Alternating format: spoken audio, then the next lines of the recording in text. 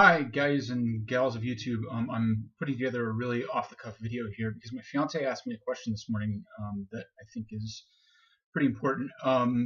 Obviously, we're a couple of days after the terrorist attack in Charlottesville, and what she told me is that she's seeing a lot of people on Tumblr, particularly people in their early and mid-20s, talking about how communism is the answer to getting rid of racism, and she found that pretty confusing.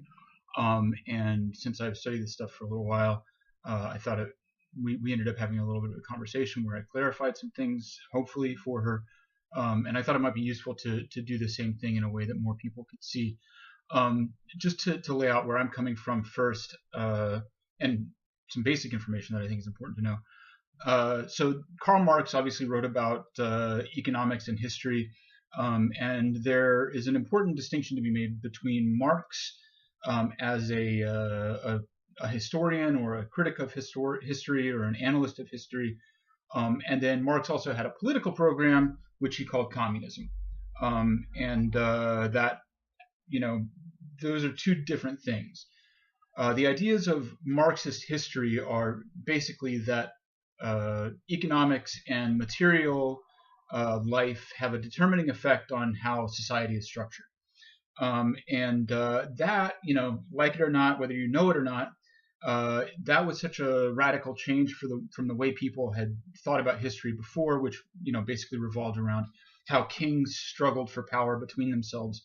It was such a radical change that a lot of people believe in a Marxist version of history, whether they are leftist, right wing, whatever. It's kind of a defining underpinning of the way we think now. That's obviously way different from political communism, which I'm being very reductive. I'm not an expert on communist politics, but basically communism calls for a centrally planned economy run by workers. I personally believe that central planning of an economy is a terrible idea and will never work ever. So I just wanted to make that clear from the outset that I'm actually a big fan of a lot of Marx because he has a good analysis of history, but I have very little sympathy for the ideas of communism. I think there's actually a lot more evidence that no planning at all works way better than central planning by a small group of people. It's just a question of information.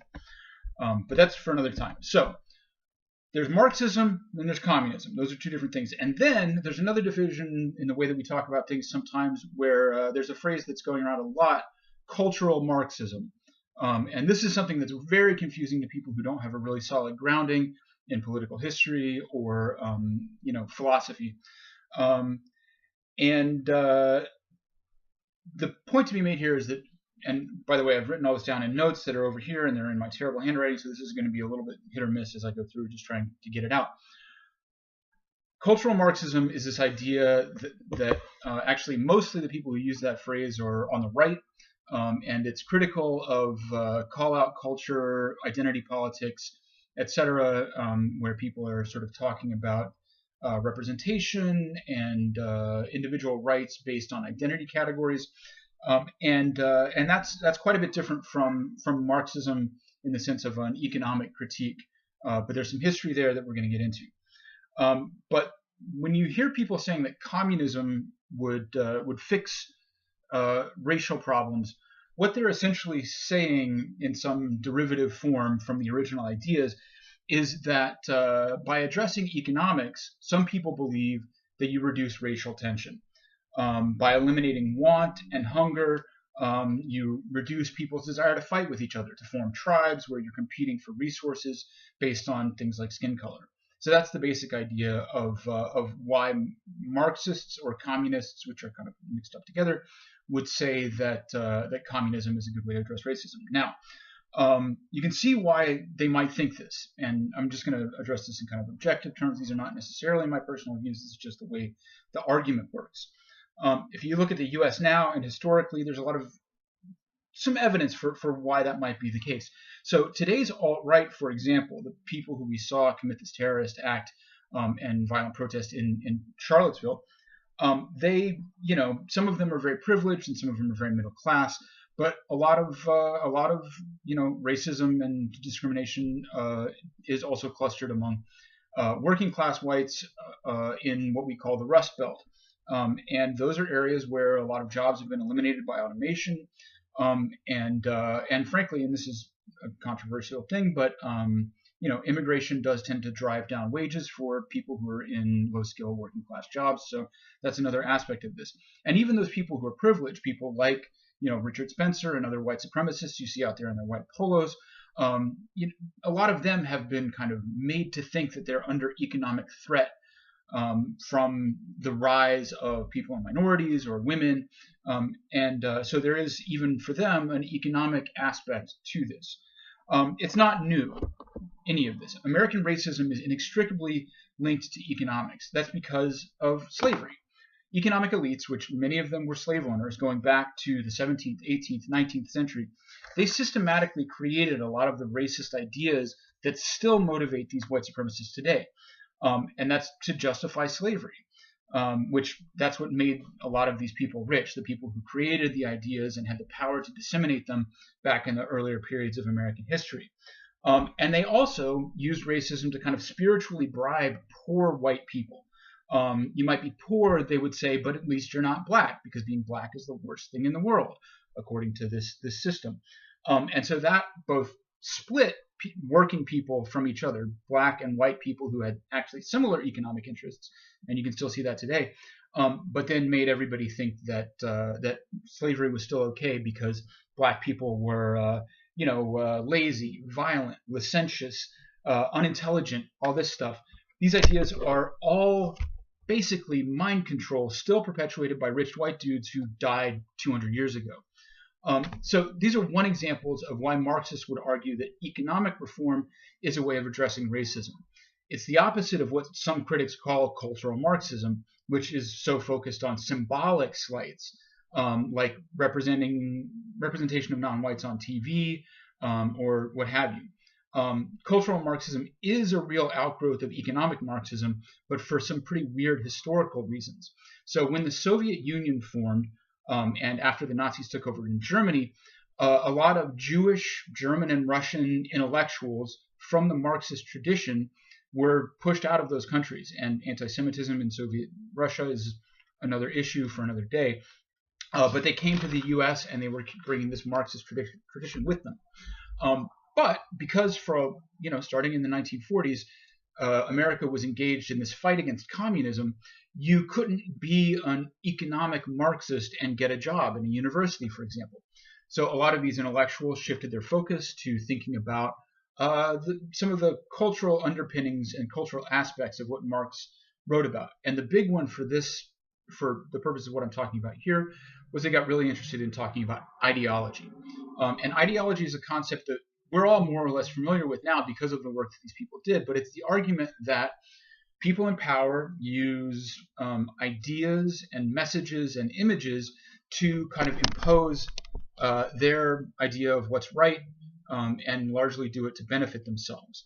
And that does come, not exclusively, but to some extent out of Marx. This is just basically the idea that elites use ideas to hold on to power. One of the guys who pioneered this idea is a guy named Antonio Gramsci, if you want to look it up. It is still a fundamentally Marxist way of thinking up to a certain point, because it's economic. So the idea is that you use ideas and images and thought to impose certain ways of thinking on the population because you want to control them economically and benefit from them economically.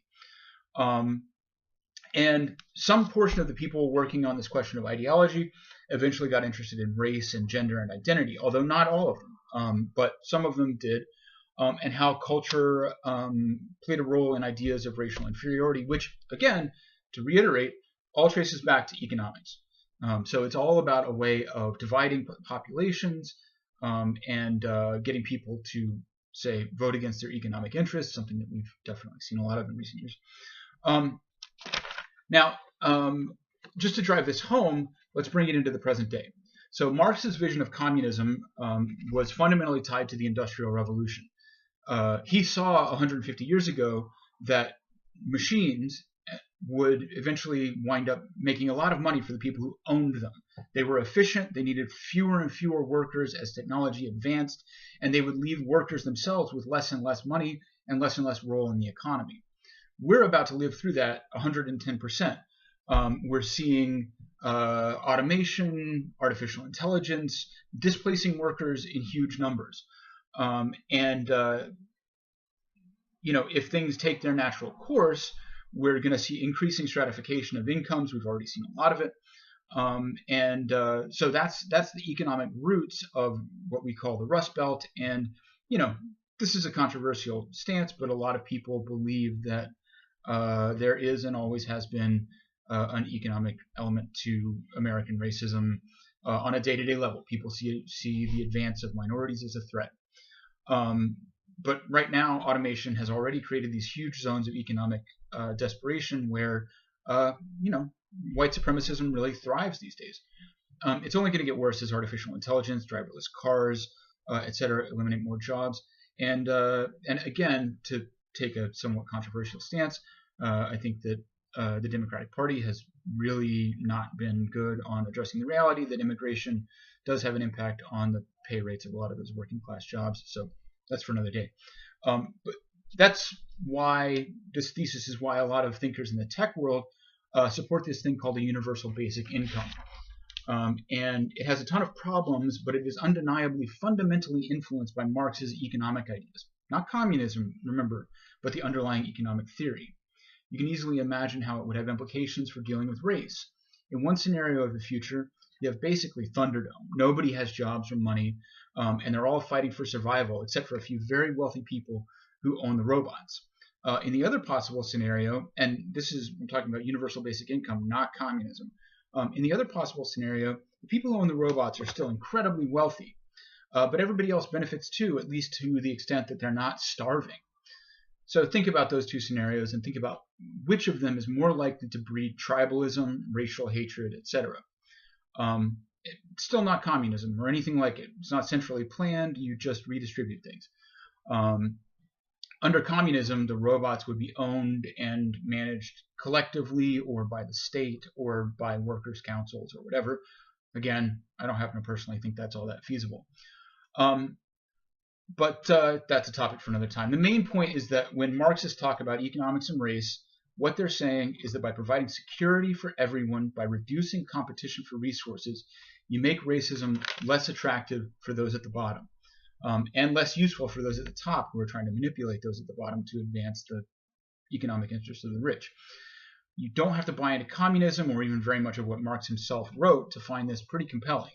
And it has almost nothing to do with call-out culture or identity politics as we understand it today. In fact, a lot of people would argue that the mainstream Democratic Party and a lot of mainstream leftists or liberals have doubled down on symbolic battles and a focus on individual rights, marriage equality, representation politics, etc., because corporate interests have pushed them bit by bit away from a focus on fundamental economics and economic justice.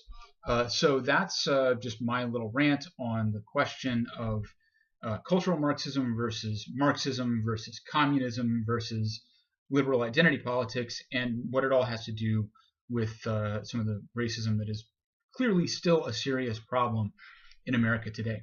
I'm thinking I might do these a little bit more often, so if you'd like to see more like this, please feel free to like or share this video. I'm David Z. Morris, and maybe I'll tell you a little bit more about where I learned about all this stuff in a future video. Thanks.